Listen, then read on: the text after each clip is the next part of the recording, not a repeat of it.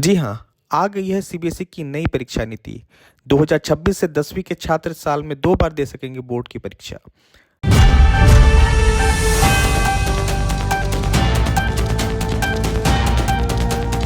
नमस्कार, आपने देखना शुरू कर दिया है एकदम कड़क। केंद्रीय माध्यमिक शिक्षा बोर्ड यानी सीबीएसई ने 2026 से कक्षा 10 की बोर्ड परीक्षाओं को साल में 2 बार आयोजित करने के लिए एक नई योजना की मंजूरी दे दी है।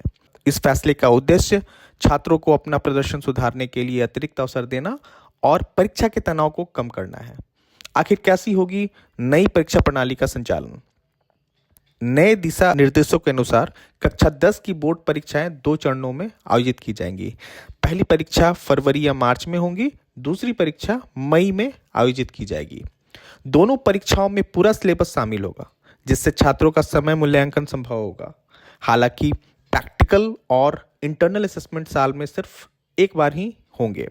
इस बदलाव का उद्देश्य छात्रों को लचीला विकल्प देना है, ताकि वे बेहतर तरीके से तैयारी कर सकें और अपनी क्षमताओं को निखार सकें। छात्रों को मिलेगा अतिरिक्त अवसर। छात्र चाहे तो दोनों परीक्षाओं में भाग ले सकते हैं और अपनी सर्वश्रेष्ठ प्रदर्शन वाली परीक्षा के परिणाम को मान्यता दिला सकते हैं। यह नई प्रणाली उन छात्रों के लिए भी फायदेमंद होगी जो पहली परीक्षा में संतोषजनक अंक प्राप्त नहीं कर पाते हैं, तो दूसरी परीक्षा में अपनी गलतियों को सुधारने का अवसर चाहते हैं।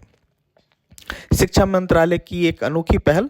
हाल ही में शिक्षा मंत्रालय ने सीबीएसई के साथ इस योजना पर चर्चा की थी। केंद्रीय शिक्षा मंत्री धर्मेंद्र प्रधान ने इस संबंध में जानकारी साझा करते हुए बताया कि सीबीएसई जल्द ही इस प्रस्तावित शेड्यूल पर जनता से राय मांगेगा।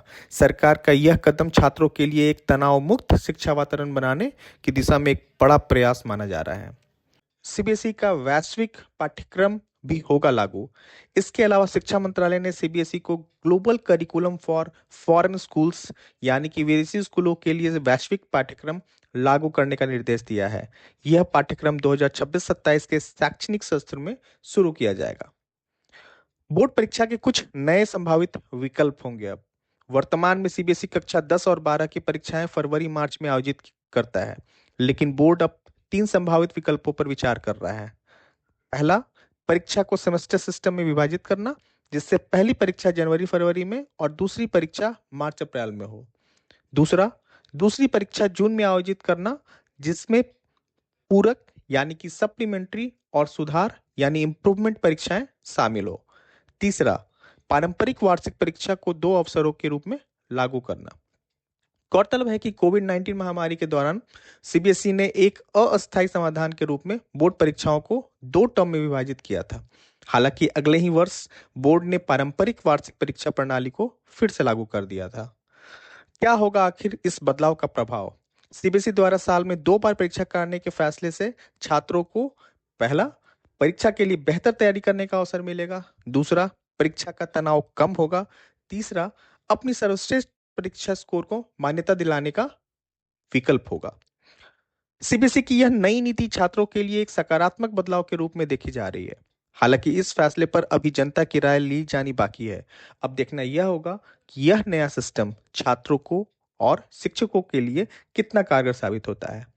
आपको यह बदलाव कैसा लगा? अपनी राय हमें कमेंट सेक्शन में जरूर बताएं। धन्यवाद।